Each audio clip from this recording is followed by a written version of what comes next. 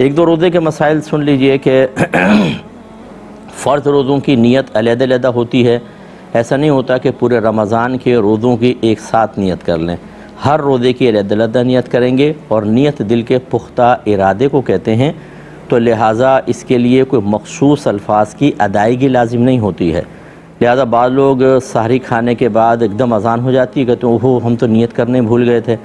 تو آپ دیکھیں، نیت دل کے ارادے کو کہتے ہیں. جب آپ روزہ رکھنے کی نیت سے سحری کھا رہے ہیں، سحری ناشتہ نہ ہو، کہ جیسے بعض کہتے ہیں ہم روزہ نہیں رکھیں گے، یا بعض بہنیں ہوتی ہیں جن کے مخصوص ایام ہوتے ہیں تو وہ اس ٹائم اٹھ کر ناشتہ کر لیتی ہیں، اور پھر تاکہ لوگ ہمارا پردہ بھی رہے.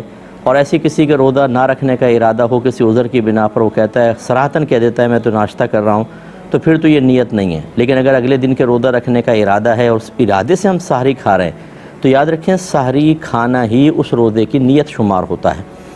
اور یہ بارہا مسئلہ بیان کر چکے ہیں کہ روزہ شروع ہونے کا جو دار و مدار ہے وہ اذان پر نہیں ہے، وقت پر ہے. تو بعض اوقات ایسا ہوتا ہے کہ اذان وقت سے پہلے سٹارٹ ہو جاتی ہے، تو ہم مطلب روزہ بند کر کے بیٹھ جاتے ہیں. وقت دیکھ لیں، جو بالکل اچھے کیلنڈرز ہیں کہ آپ اس پہ مطمئن ہیں، وہ پہلے لے لیں. جب طلوع فجر اس میں جو لکھا ہوتا ہے، یہ آئے سے 5 منٹ پہلے آپ کھانا پینا بند کر کے کلی وغیرہ کر کے پیسٹ وغیرہ کر لیں تاکہ ذرات وغیرہ ختم ہو جائیں، یہ بیسٹ ہے. لیکن یہ جو لوگ کرتے ہیں کہ اذانیں ہو رہی ہیں ان کے بیچ میں کھاتے پیتے رہتے ہیں، اور جب انہیں منع کیا جائے تو کہتے ہیں ہم تو اپنے گھر میں یہ دیکھتے آئے تھے. جی کوئی کہتا ہے سگریٹ پی لو، چائے پی لو، پانی پی لو جلدی جلدی، ابھی یہ اذان ہو رہی ہے اس مسجد کی، اس مسجد کی باقی ہے. یہ اچھی طرح یاد رکھیے کہ اذان فجر کا وقت شروع ہونے کے بعد ہی دی جا سکتی ہے. اگر اس سے پہلے دیں گے اذان ہوگی نہیں. اور فجر کا وقت جب شروع ہوتا ہے وہ سحری کا وقت ختم ہونے کے بعد ہوتا ہے.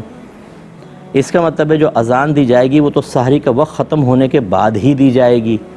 تو کسی نے اگر اذان کے بیچ میں کھایا تو اس نے سحری کا وقت ختم ہونے کے بعد کھایا، بلکہ روزہ شروع ہونے کے بعد کھایا، اور اس کا روزہ ٹوٹ جائے گا. اس لیے یہ مطلب کم علمی والی باتیں نہ کریں. اپنے گھر میں اگر یہ رسم قائم ہے اس کو ختم کریں، جہاد کریں اس کے خلاف، ان چیزوں کو اپنے گھر سے نکالیے. تو یہ اچھی طرح یاد رکھیں. اچھا بعض کہتے ہیں کہ دیکھیں حضرت بلال رضی اللہ تعالیٰ عنہ اذان دیتے تھے، سرکار فرماتے تم کھاتے پیتے رہو.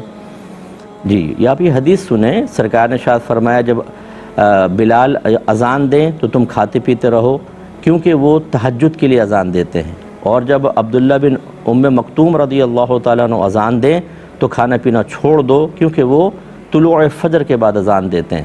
اور وہ چونکہ نابینا صحابی تھے، ان کو باقاعدہ دیگر صحابہ کہتے تھے وقت ہو گیا آپ اذان دے دیں.